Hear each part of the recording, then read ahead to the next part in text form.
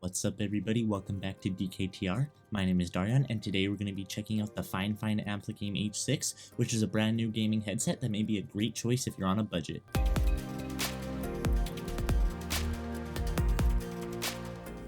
The Fifine Ampligame H6 is a wired gaming headset that works with PC, Mac, and PlayStation. Setting it up is quick and easy. Simply just plug the USB into your computer and all the drivers should automatically be installed and you're ready to go. And unlike other gaming headsets that require software to be installed to be able to use it, the Ampligame H6 does not.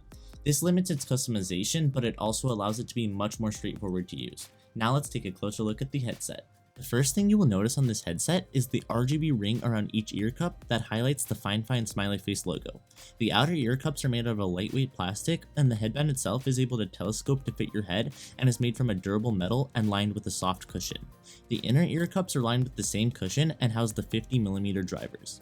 On the front left of the ear cup, there is a slot to place the microphone. This microphone must be oriented in the right direction or else it will not work. Make sure to line up the cutout on the microphone to the line on the headset and plug it in. The cord is quite long, measuring around 6.6 feet, so you should be able to run it to your PC and still have some give to move around. It also has a control panel built in that gives you the option to raise and lower the volume, turn on the 7.1 surround sound, switch between the 3 equalizer modes, movie, game, and music, and also mute the microphone. In the box, you will receive a cloth pouch that contains the Fifine Ampligame H6 headset, as well as the detachable microphone and a user guard. Sound quality is always a sensitive subject, and many would consider it the single most important feature on any headset.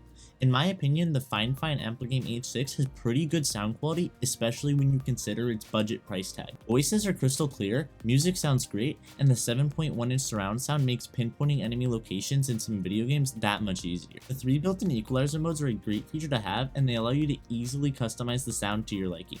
The music mode has the largest emphasis on treble, the gaming mode has a large emphasis on bass, and the movie mode is somewhere in between for a more balanced sound. It's definitely not the best audio quality I've heard from a headset, and its slimmer profile means that the soundstage is smaller than some people may want, but unless you're an avid audiophile who really cares about the sound quality, or you're a gamer who really needs the best competitive advantages that they can get, I think that this headset's audio quality would suit most people's needs and is actually rather impressive for its low price. So this is the microphone quality of the Fifine Ampligame H6. I actually find it to be pretty good for a gaming headset, which are usually known for having really subpar microphones. And in my opinion, the Fifine Ampligame H6's microphone is better than some of the really expensive gaming headsets I've tried, like the Sony Inzone H9 or the Astro A50. For most people, this microphone would do the job and there's not much to complain about. However, if you plan on streaming or making videos, or you just really want a good microphone when you're playing with your friends, Fifine is actually known for having one of the best budget microphones on the market, the Fifine Ampligame A8.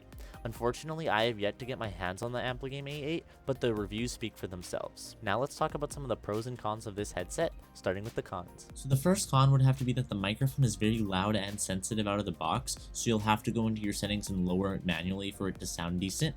So the next con would have to be that I personally don't prefer the location of the mute button. Since it's on the controller on the cord itself, I'd rather just have a little switch on the headset itself, which is usually easier to reach. Another issue would be that the icons for the equalizer settings aren't illuminated and they're kind of just engraved in the same color as the controller, so they're kind of hard to see, especially in dark scenarios, so you'll just kind of have to listen to guess what feature you're on or memorize the order. Another issue is that plugging in the microphone can be quite tedious, especially in low light scenarios. And my final issue is that the ear cups themselves are rather shallow, so when I have them on, my ears start to touch the hard cover of the audio drivers. So this next tidbit isn't really a pro or a con, it's more of just something to be aware of. If your motherboard doesn't automatically cut the power to any USB peripheral on shutdown, then the RGB on this headset will stay on even if your computer's off, which can get kind of annoying if you're trying to sleep at night and the RGB keeps on circling like this. You really don't have to worry about this unless you have one of the motherboards that doesn't automatically shut off. Now let's talk about some of the pros of this headset, starting off with the 3 different equalizer modes, which allow you to easily customize the audio to your liking. If I'm ever in the mood for more bass, I just switch to the gaming mode and it instantly increases my bass. But if I want it to be more balanced, I go to the movie mode, and if I want to listen to music and focus on the treble, the music mode's perfect. It's great to be able to easily switch between.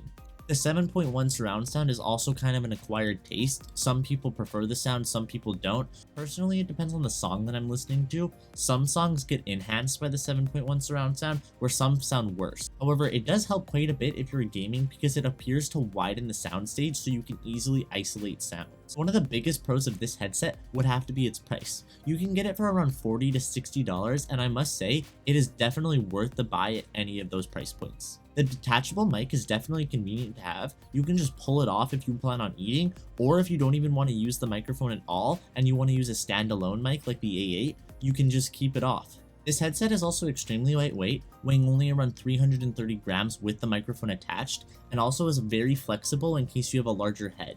Cushioning itself is also very comfortable, so it doesn't really get that hard to wear after long periods of gaming. And while the headset itself is mostly plastic, many gaming headsets, regardless of the price, are also made only out of plastic. The Sony Inzone H9 is made almost completely out of plastic, and I actually think that the design and build quality of this headset is very comparable to that of the $300 Sony Inzone H9. The Fifine Ampligame H6 is definitely one of the best budget headsets I have found for under $50. It's lightweight and comfortable, has a pretty decent microphone, and actually has pretty good sound quality for its price. In terms of features and sound quality, it really can't compete with some more premium headsets, but if I was paying $300 for a headset, I'd really hope it sounded better than this $50 headset.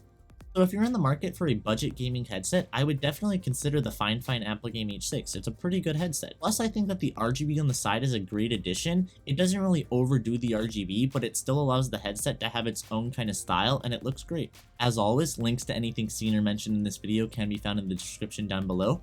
If you have any questions about this headset, please feel free to leave them in the comments. I'll do my best to answer them. If you enjoyed, please feel free to like and subscribe. Thank you all so much for watching DKTR. I'll see you all in the next one. Goodbye.